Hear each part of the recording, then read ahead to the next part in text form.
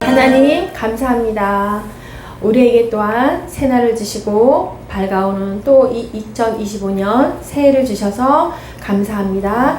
또 한 번 하나님을 생각하며 하나님만을 의지하며 주님, 우리 사람들이 하늘의 소망을 두며 살아가게 하시고, 또한 하나님 그 말씀 가운데 비전을 찾고 그 비전대로 하나님 우리가 힘써 나가기를 원합니다.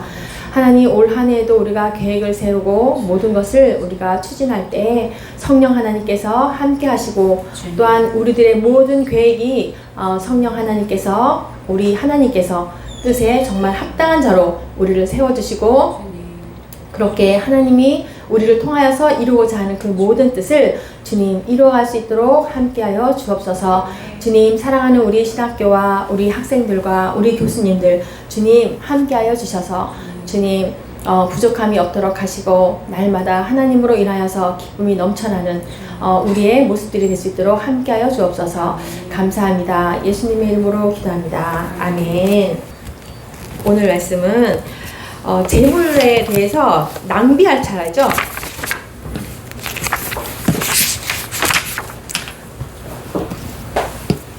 우리 누가복음은 가난한 자들의 복음이라고도 말을 하지만 부자들에 대한 경고도 하고 있어요. 그죠? 부자들에 대한 경고도 하고 있는데,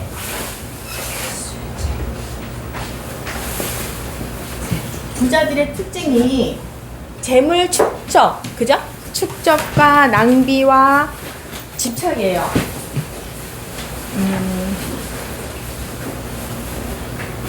재물에 대한 집착과 재물에 대한 축적과 재물에 대한 낭비였어요. 이 재물을 주신 것도 하나님의 은혜인데, 자기네 마음대로 재물을 축적하고 낭비하고 이렇게 하다 보니까 하나님께서 경고하시는 말씀인데, 그래서 부자이기 때문에 하나님께 경고를 받았다가 아니라 부자들에게까지도 하나님이 다시 돌아와서 너희들이 내 안에 들어와서 이 재물 사용을 올바르게 사용해라, 이렇게 회개하도록 인도하시는 거예요. 부자들이 너희들은 다 경고 먹을 거야, 이런 것이 아니라 부자들에게도 마찬가지로 가난한 자들의 복음처럼 부자들도 너희들도 하나님이 주신 그 재물을 사용을 바르게 함으로써 너희들도 나에게로 돌아오기를 원한다 라는 그런 말씀으로 주신 거예요. 부자이기 때문에 경고를 하신 것이 아니라. 네, 그래서 우리 재물의 낭비를 할 차례 맞죠? 재물의 낭비가 아니고 집착, 그죠? 집착할 차례예요. 네, 재물에 대한 집착에 대해서는 큰 잔치 비유하고 부자 가난 청년, 그 두 가지로 이것을 볼 수가 있는데, 먼저 첫 번째 볼게요. 큰 잔치의 비유 14장, 누가복음 14장 16절에서 24절까지요.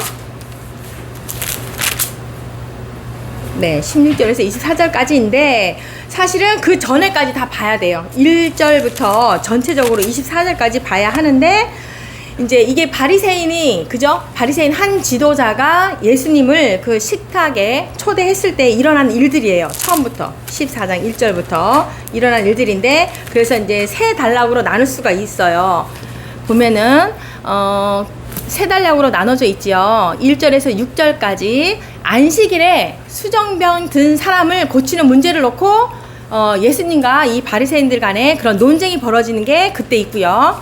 그 다음에 두 번째로는 7절에서 11절까지 식사할 때 예절에 대해서 이 가르침이 또 기록이 되어 있고, 12절에서 42절까지는 먹는 문제와 관련해서 지금 오늘 말한 거, 이거 큰 잔치의 비유를 이렇게 말을 하고 있거든요. 네.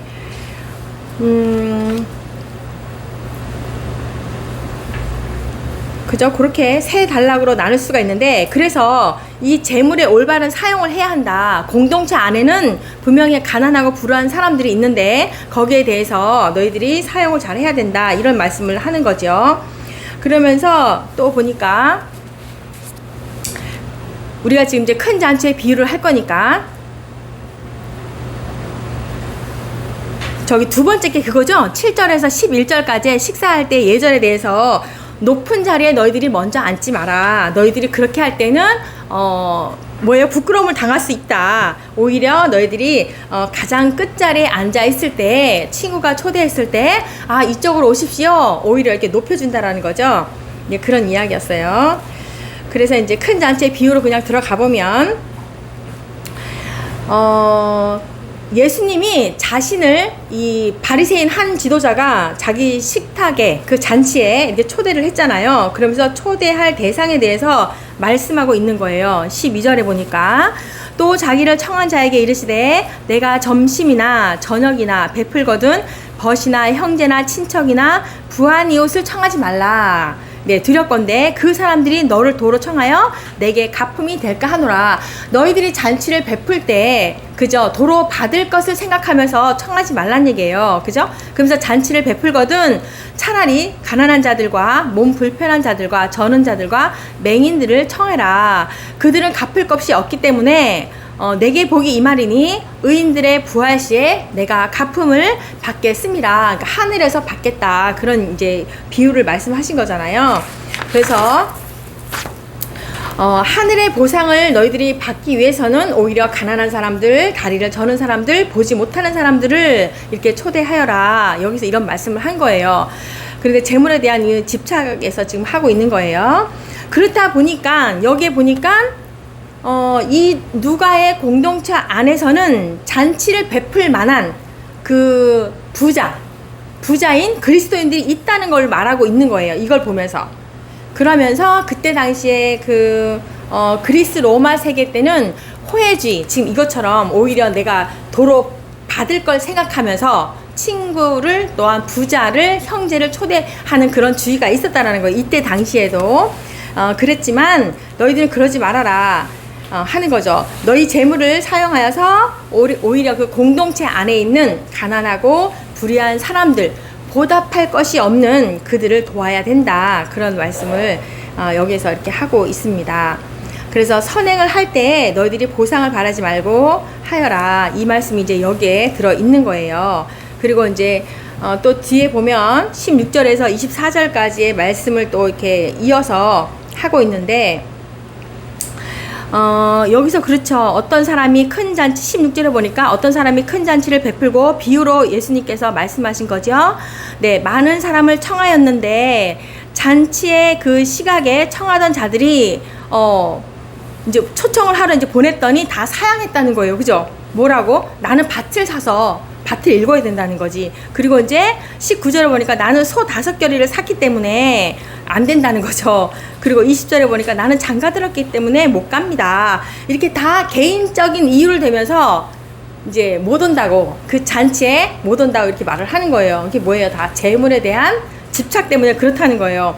그러면서 종이 돌아와서 뭐라 그래요? 빨리 너희가 시내 거리에 나가서 골목에 나가서 가난한 자와 몸 불편한 자와 맹인들과 저는 자들을 데려오너라. 이렇게 이제 말을 하는 거죠. 그러면서 너희는 전에 청했던 사람들은 다 개인적인 이유로 안 왔던 그 사람들은 너희들이 내 잔치에 맛을 보지 못할 것이다. 이런 말씀을 하는 거예요. 네. 그러면서 이제 이 누가에서는 특별히 이렇게 이런 사람들에게 특별한 관심을 많이 가졌기 때문에 이렇게 기록이 많이 되었다라는 그런 얘기예요. 그러면서 이게 이제 그 뒤에 가보면 또 나오는데 이렇게 굉장히 누가에만 특별히 이렇게 사회적으로 버림받은 자, 종교적으로 버림받은 자, 불우한 자들을 기록이 많이 되어 있다는 거예요. 그래서 오히려 너희들이 부유한, 여기 이 내용이 보면 부자인 그리스도인이 있다라는 거거든요. 예수님이 이게 비유로 들었다는 것은. 그래서 너희들이 교회 공동체 안에서 이 교회 밖에 있는 부자들에 대한 그 호혜주의 같은 그런 걸 따르지 말고 오히려 교회 안에 있는 가난하고 버림받은 자들에게 인색하지 말고 후하게 베풀어라. 이러면서 예수님이 이 말씀을 통해서 교훈을 해주시는 거예요. 그러면서 이제 세 번째로는 재물에 대한 집착에 관해서 아까 말한 것처럼 세 사람이 잔치를 초청을 했는데 거절을 하잖아요. 나는 밭을 샀습니다. 나는 소 10마리가 있습니다. 장가를 들었습니다. 이러면 자기 재산이 더 소중한 것을 이렇게 말을 하면서 거절을 한다는 거예요. 근데 그때 당시에요, 타인의 그런 잔치 초청을 한다는 것은 이 관습적으로 이 뭐죠? 배려, 이제 그런 거거든요. 근데 두 번째 초청했을 때도 내가 안 갔을 때는 전쟁을 선포하는 거래요. 전쟁을. 그 몽골의 유명한 사람 누구죠? 징기스칸. 징기스칸도 굉장히 이게 땅을 많이 정복했잖아요. 정복했을 때 자기네 그 이제 정복을 하고 자기네 곳으로 돌아갈 때 중간에 길에 잔치를 베푼 자리가 있었어요. 징기스칸이 가는 길에, 전쟁을 다 마치고 가는 길에 잔치를 베푼 자리가 있었는데 이제 부하들이 그런 거죠. 안 됩니다. 이번만큼은 그냥 지나쳐야 됩니다. 왜냐면 너무 우리가 이 나라 정복을, 땅을 정복을 많이 하다 보니까 당신의 적이 너무 많습니다. 이번만큼은 그냥 지나치십시오. 이랬는데 그때 당시도 그 관습이 지나치는 게 사실은 그 뭐지? 배려하고 이런 거에 대한 무시하는 거예요. 그런 게 있었어요. 그래서 안 된다. 내가 위험할지라도 여기 지나칠 수 없다. 그래서 징기스칸이 거기서 식사 자리에 가요. 길에 가다가. 그런데 이제 정말 그 종들이 말한 것처럼 이 징기스칸을 죽이려고 거기다 이제 독약을 타고 있었어요. 그래서 이제 그걸 먹고 이제 자기 고향에 돌아가서 서서히 이제 예, 죽었어요. 그래서 이렇게요, 이 아랍 부족들이 이때 당시에 초청을 했는데 한 번 거절까지는 뭐 그렇지만 두 번 초청했을 때, 거절했을 때는 바로 이제 전쟁을 선포한 것 같다. 이제 그렇게 했다라고 합니다. 그래서 이들이 고의로 사실은 나는 밭을 샀어요. 소가 10마리나 있어요. 나는 이 밭을 읽어야 돼요. 재물을 더 늘려야 된다라는 그런 말을 하는 거잖아요.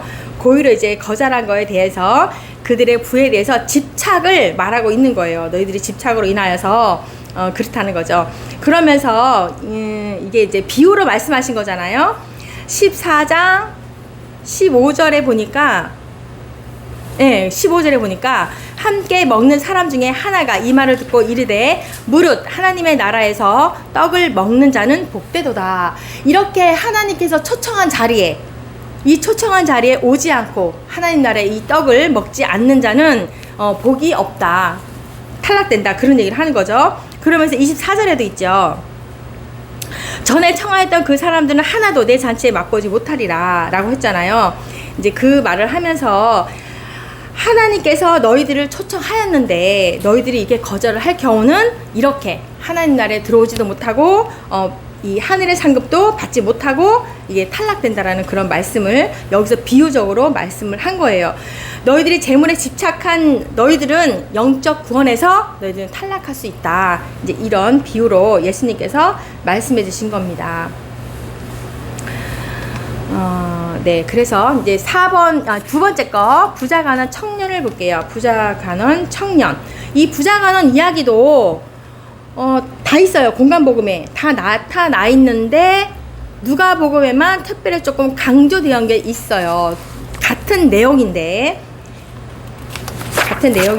그러니까 마가복음의 10장에 나와 있는 재물 많은 사람이 영생을 어떻게 해서 얻을 수 있습니까? 이렇게 나온 사람하고, 또 마태복음 19장에 재물 많은 청년이 와서 선한 선생님이여 어찌하면 영생을 얻겠습니까? 이런 질문과 누가복음의 18장의 이 부자 간원의 이야기와 다 비슷해요. 천국은 뭐예요? 낙타가 바늘기에 들어가는 것만큼 뭐죠?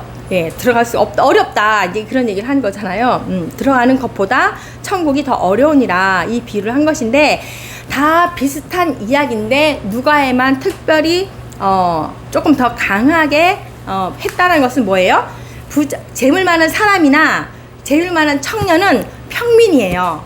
근데 여기 누가에서 말하는 거는 부자 관원이라는 거거든요. 부자 관원은 뭐냐면 해당장 사람이거나 사내들인 의원님을 말하고 있어요. 그렇기 때문에 본인들은 되게 선하다라고 생각을 하잖아요. 나는 이제 갈 수 있어. 나는 이제 구원받을 수 있어. 이렇게 자부심을 하지만 바로 누가에서 지적하는 것이 너희들일지라도 너희들이 이 재산을 팔아서 가난한 자들에게 주라는 그 경고에 근심하면서 떠났잖아요. 너희들도 바로 이렇게 하나님이 주신 특혜에 대해서 떨어질 수 있다. 예, 그런 말씀을 하는 거예요.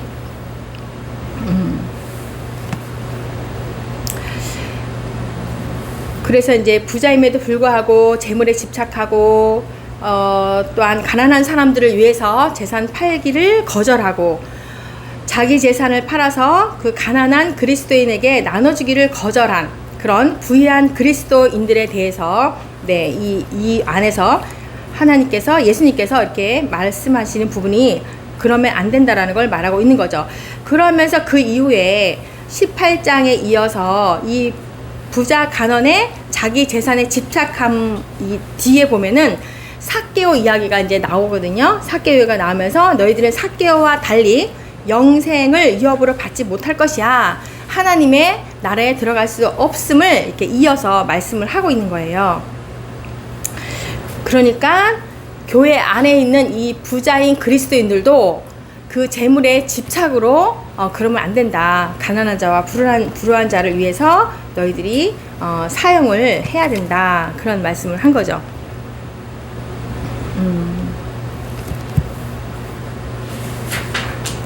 그리고 이제 이거는 부자 간원 이야기는 그 위에 다 보면 뭐 큰 잔치 비유 이런 건 다 비유였잖아요. 앞에 보면 낭비 또 축적의 이야기는 다 비유였어요. 그죠? 축적과 낭비는 예수님이 다 비유의 말씀을 주셨는데 이 집착에 관해서는 부자 간원에 대해서는 실제 이야기였다라는 거죠. 실제 이야기. 그래서 실제로 삭개의 이름도 소개하면서 이런 말씀을 하시는 겁니다. 그래서 너희들 공동체 안에서 너희들이 재물에 집착을 하게 되면은 안 된다. 위험성을 너희들에게 그러면 안 된다라는 경고성을 주시는 겁니다.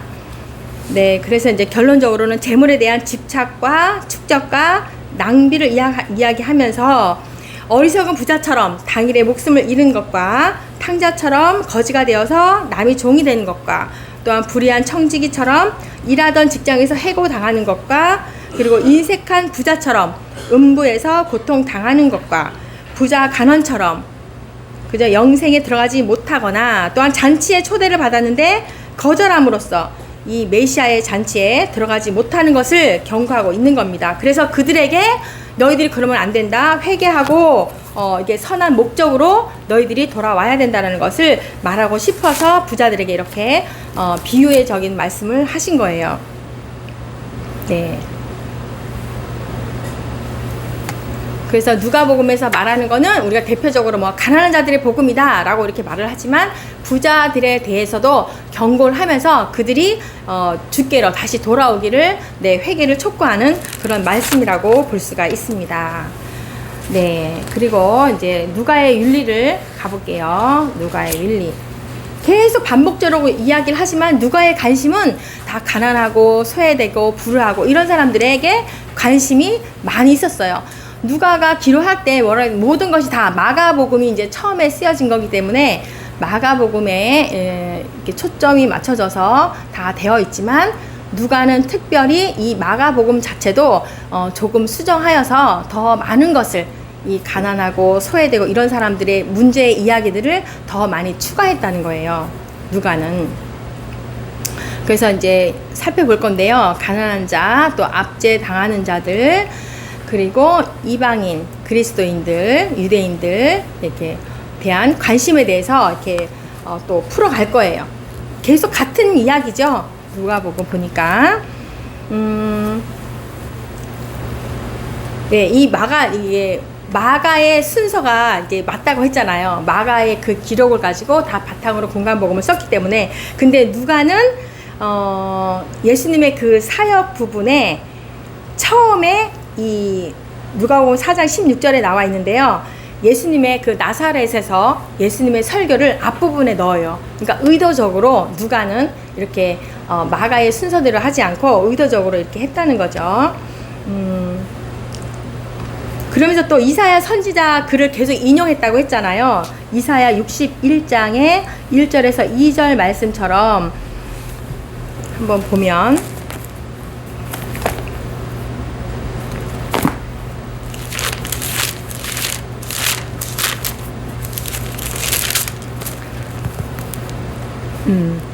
주 여호와의 영이 내게 내리셨으니 이는 여호와께서 내게 기름을 부으사 가난한 자에게 아름다운 소식을 전하게 하려 하심이라. 나를 보내사 마음이 상한 자를 고치며 포로된 자에게 자유를, 갇힌 자에게 노임을 선포하며. 이제 이 말씀을 인용해서 계속 쓴 말씀인데, 보면 누가복음 4장에 나와 있죠.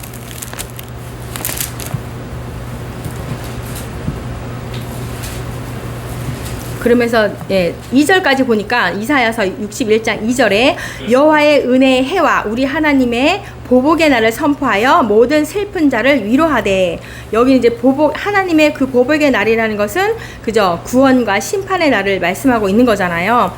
이사야 말씀을 이렇게 누가가 인용해서 썼는데, 보면 그죠? 18절에서 19절에 보니까 주의 성령이 내게 임하셨으니 이는 가난한 자에게 복음을 전하게 하시려고 내게 기름을 부으시고 나를 보내사 포로된 자에게 자유를, 눈먼 자에게 다시 보게 함을 전파하며 눌린 자를 자유롭게 하고 주의 은혜의 해를 전파하게 하려 하심이라.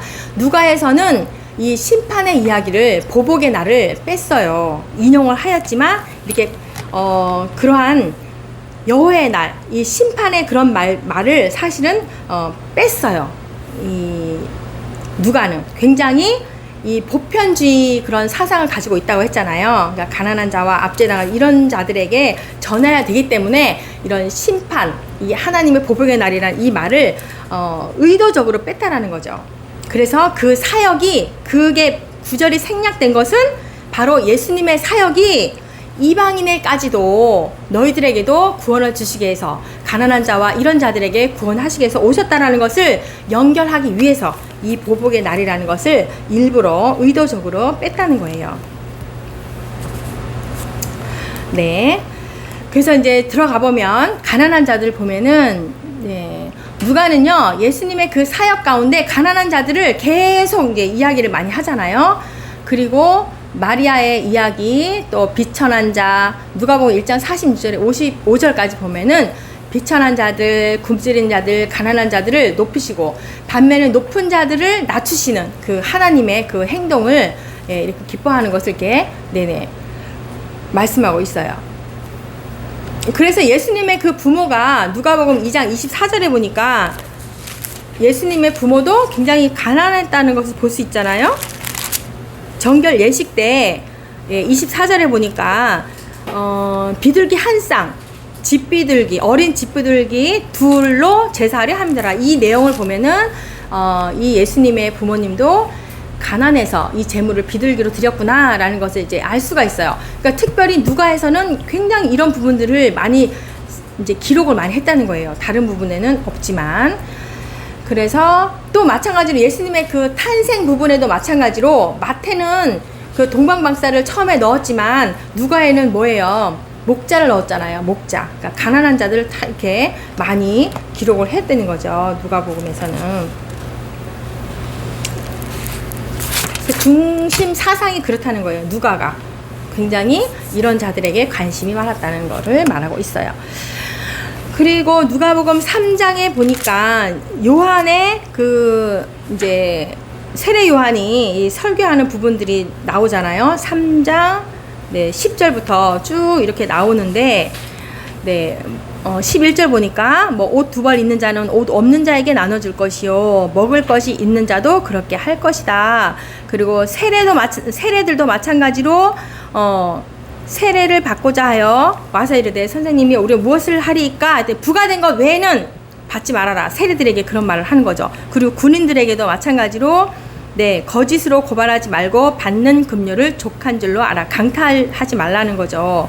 그런 말씀을 이제 쭉 하시는데 이 설교에도 마찬가지로 누가복음에만 이렇게 이제 나타났다는 거예요. 음식과 의복을 나눠 가지라는 그 무리들에게 대한 명령을 하시고 또 권력을 남용하지 말아라. 돈을 갈취하지 말아라. 또 이렇게 세리들에게 대한 그런 명령과 그리고 너희들이 권력을 남용해가지고 강탈하지도 말라라는 것이 여기에 이렇게 기록이 되어 있습니다.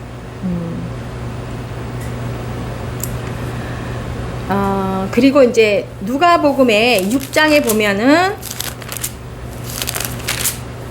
다 성경 말씀이니까. 누가복음 6장 17절에서 17절에서 49절까지가 이제 이 17절. 이렇게 이제 예수님이 평지에서 이렇게 설교를 했다고 나오잖아요.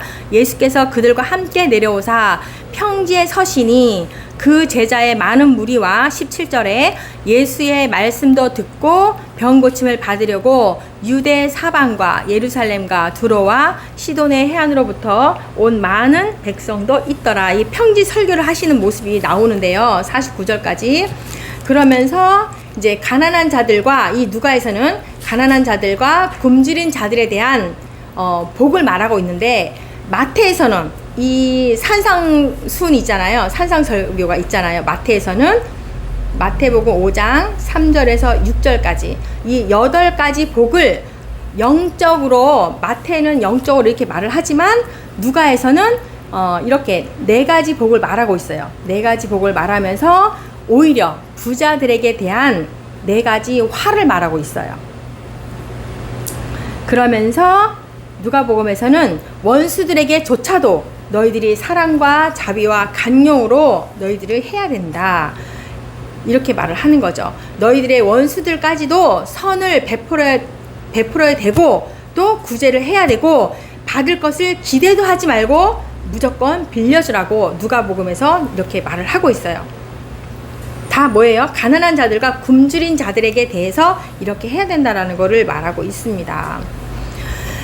그래서 이 구제와 가난한 자들에 대한 이 주제는요, 계속 이 예루살렘으로 향하는 예수님의 그 여행기에도 계속 나와요. 그러니까는 누가복음 9장부터 9장 이후부터 19장까지 계속 그 이야기가 등장이 하는데요.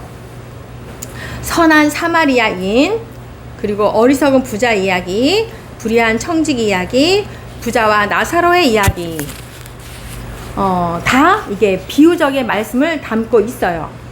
그러면서 마지막 부분에 19장에, 그죠? 누가복음 19장의 마지막 부분에 삭개오 이야기, 실제 인물의 이야기를 하면서 너희들이 이와 같이 자비를 이행할 것을 결단을 하라고 예수님께서 이렇게 권고하심이 이제 들어있는 거예요. 이와 같이 하지 않으면 안 된다, 이런 말씀을 하는 거죠.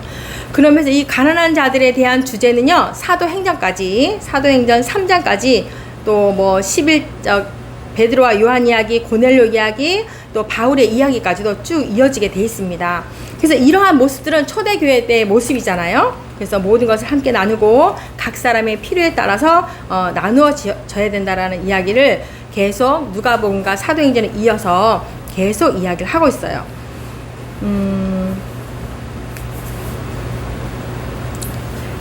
그러면서 이제 삭개오 이야기가 이렇게 나오잖아요.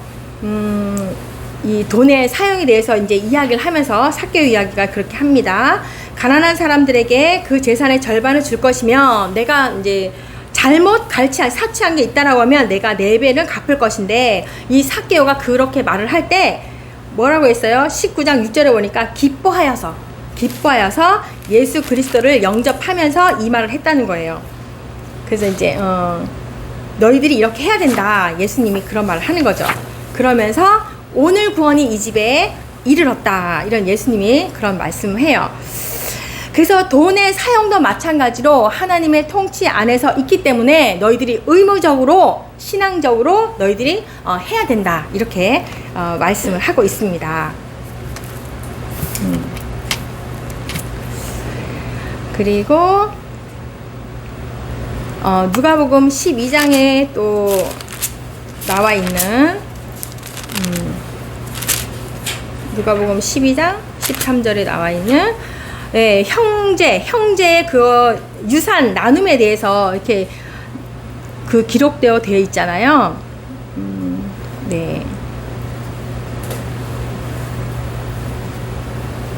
사실은 이제 초대교회의 그 나눔은 자발적인 거였대요. 자발적이었어요.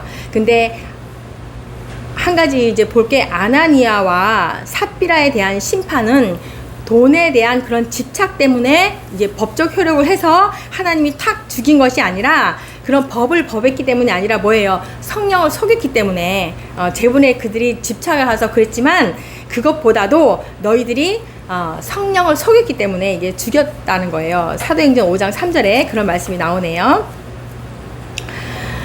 그리고 누가복음에서 그래서 이 가난한 자와 여기서 말하는 가난한 자와 소외된 자들에게 자비를 베풀지 않는 회개는 진정한 회개라고 할 수가 없다. 그렇지 않다라고 하면 너희들이 하나님께서 주신 그런 구원을 영접하는 것은 진정한 회개가 아니기 때문에 존재할 수 없다는 것을 의미하기 위해서 이게 또 말씀을 하고 있습니다. 네, 두 번째로 또 누가의 관심이 여자들이잖아요. 여자들 보니까 이때 당시에는요, 이 압제 당하는 자들에 이게 포함이 되어 있어요. 여자들이. 그러면서 뭐예요? 막 이방인들과 랍비들이 그렇게 생각을 했다네요. 여자들을 이방인들과 무식한 자들로 이렇게 한 부류로 여자들이 이렇게 했다는 거예요. 그리고 죄인이라고 했고 율법을 모르는 자들 이렇게 또 노예와 재산의 일부로 이 여자들을 생각을 했다는 거예요.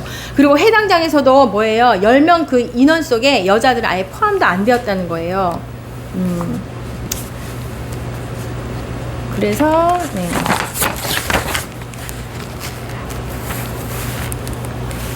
사실은 이 헬라 시대에도 이 여자들에 대한 생각은 다 이렇게 했다는 거예요. 존중받지 못했던, 인정받지 못했던, 소외됐던 사람들인 거예요. 그런데 누가에서는 그 여자들에 대한 자료가 누가복음 1장부터 그죠? 마리아 이야기도 그렇고 엘리사벳 이야기도 그렇고 누가에는 굉장히 많이 추가되어 있다는 거예요.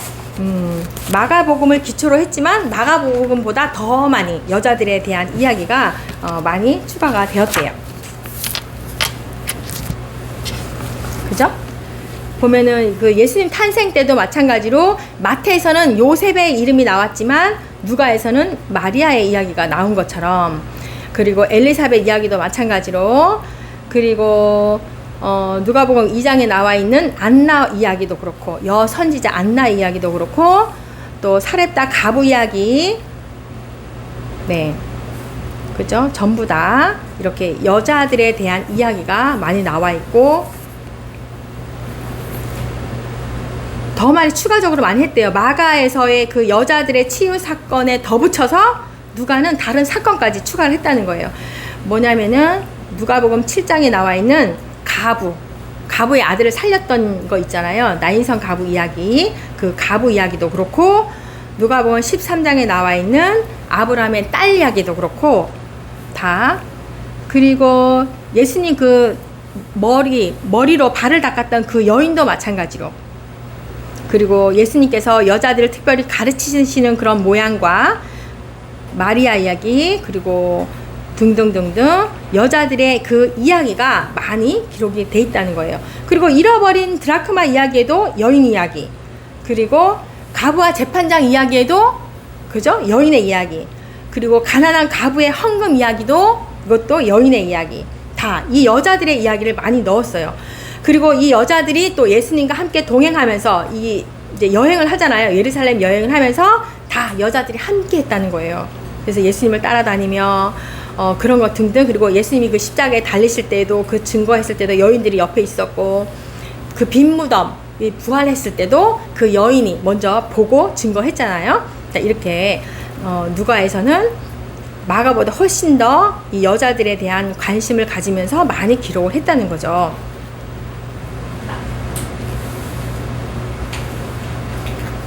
그래서 이제 그 이후에는 오히려 이제 마리아를 그 예수님 발밑에서 이렇게 말씀을 드리려고 막 했잖아요. 그 모습들이 마치 남자 제자들과 동일하게 표현하고자 이렇게 강조를 했다는 거예요.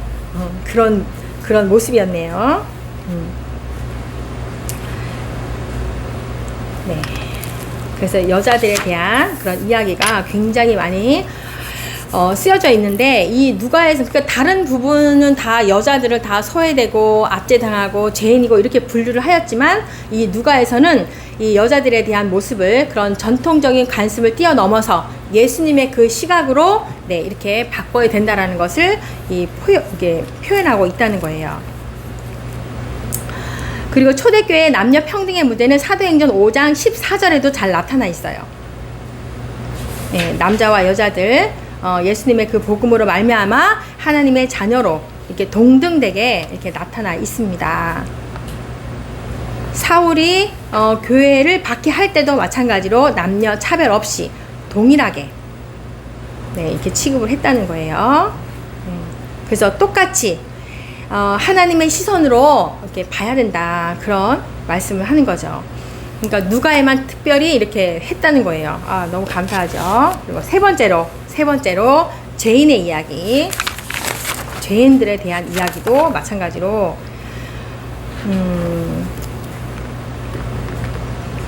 다른 공간복음서에 보면 누가복음 말고는 다 그렇잖아요. 다 죄인들하고는 뭐 같은 자리에 앉지도 않고 뭐 그랬잖아요. 이 유대인들이, 바리새인과 서기관들이 다 그랬단 말이에요. 그러면서 예수님이 이들과 함께 하는 걸 보면서 뭐라고 했어요? 바리새인과 이런 서기관들이 다 뭐냐고, 그들과 왜 친구를 삼냐고 이렇게 비방하고 막 그러잖아요. 그리고 그래서 이제 예수님의 그런 별로 그들에게 안 좋았죠. 그래서 이제 결국은 이제 십자가상까지 가시게 된 거죠. 그 예수님 발 아래서 그 기름을 부은 여자도 죄인이었어요. 그것도 누가복음에 나타나 있고, 삭개오도 그 세리잖아요. 죄인이었단 말이에요. 그도 기록이 되어 있고, 그리고 십자가상에서 양쪽에 있는 사람들도 죄인이었잖아요. 근데 그 이야기도 여기서 이제 누가복음에서 드러냈다는 거죠. 그러면서 십자가 위에서도 이 예수님은 그 한 강도에게 그랬잖아요. 동정을 베푸시는 예수님이 나오면서 이렇게 이제 죄인된 자들에게도 예수님은 이렇게 은혜를 베푸신다라는 것을 보여주고 싶어서 나왔다는 거예요.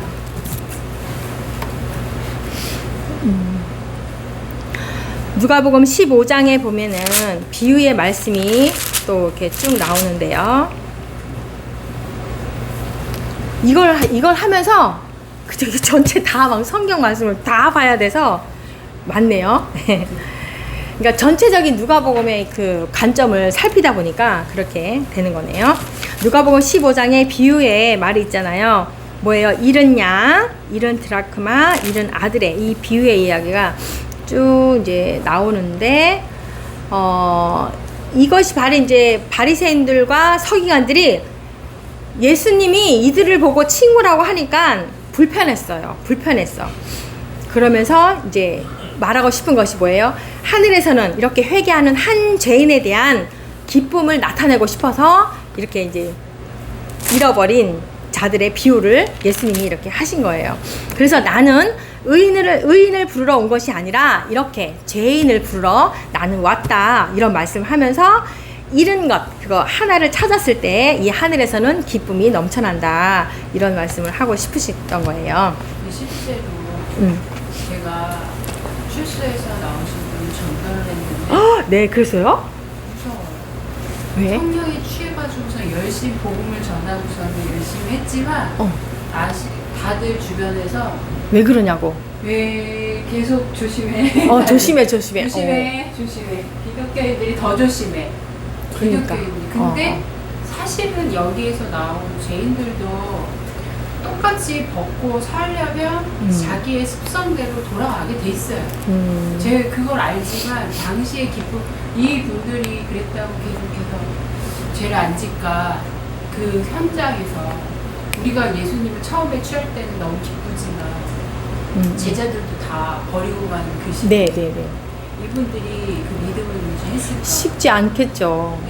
저희들이 지금 어떻게 보면 마지막 때 살고 있는데 이분들에게 다가가서 매일매일, 맞아요. 쉬운 일이 아니에요.